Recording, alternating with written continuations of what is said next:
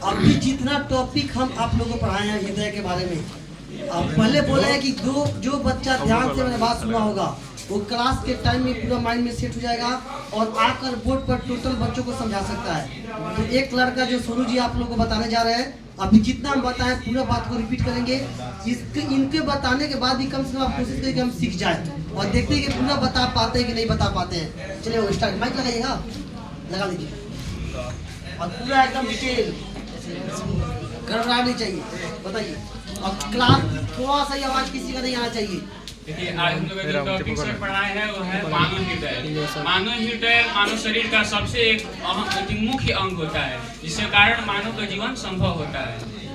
हृदय जो होता है, मानव हृदय, वो किसी उसका मानव हृदय का बता रहा हूँ, तो मानव हृदय या किसी भी स्तनधारी जो होता है उसमें 4 कोष्ठक पाया जाता है, जिसमें एगो हो गया दायां, 4 कोष्ठक पाया जाता है, दायां अलिंग, दायां निलय, बायां अलिंग, बायां निलय, बायां निलय, जिसमें जो होता है हृदय में जिस रक्त आता है और उसको पूरे शरीर में हृदय फैलाने का कार्य करता है। और इसको देखना है कि कैसे आता है और कैसे करता है। तो उसको समझने से पहले सबसे पहले आता है शुद्ध रक्त और अशुद्ध रक्त।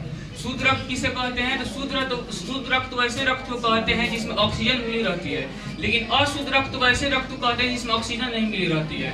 तो हमारे शरीर में जितने भी अशुद्ध रक्त होते हैं वो महाशिरा के द्वारा खींच लिए जाते हैं हृदय के दायां अलिंग में। हृदय के दायां अलिंग में महाशिरा के द्वारा खींच लिए जाते हैं और ये होता है ट्राइकोस्पिक वॉल के द्वारा दायां निलय में गिर जाते हैं और फिर पंपिंग के द्वारा ये जो निलय है इसके द्वारा पंपिंग करने के बाद पल्मोनरी वाल्व के द्वारा ये जो है पल्मोनरी वाल्व के द्वारा फुफ्फुस शिरा के गर्भवती में फेफड़ा में चले जाते हैं और फेफड़ा में जो पाया जाता है इलिवेरी पाया जाता है।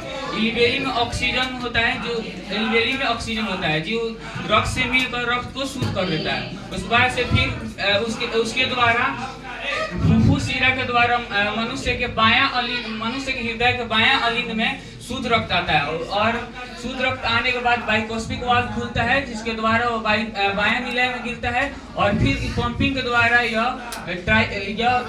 होता है एरोटिक वाल्व के द्वारा पूरे शरीर में फैल जाता है।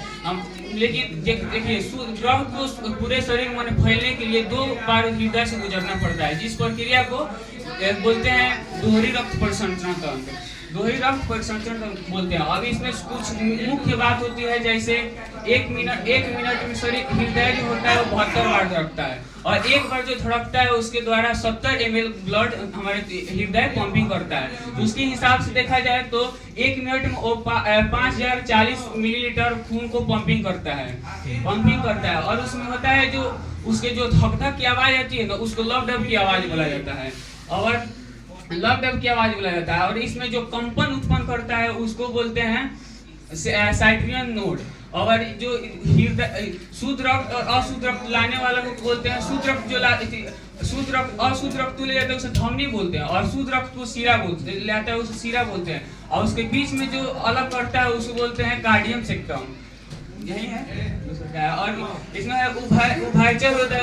उभयचर के हृदय में 3 कोष्ठक होते हैं, मछली के हृदय में 2 कोष्ठक होते हैं। और वो बता दीजिए शुद्ध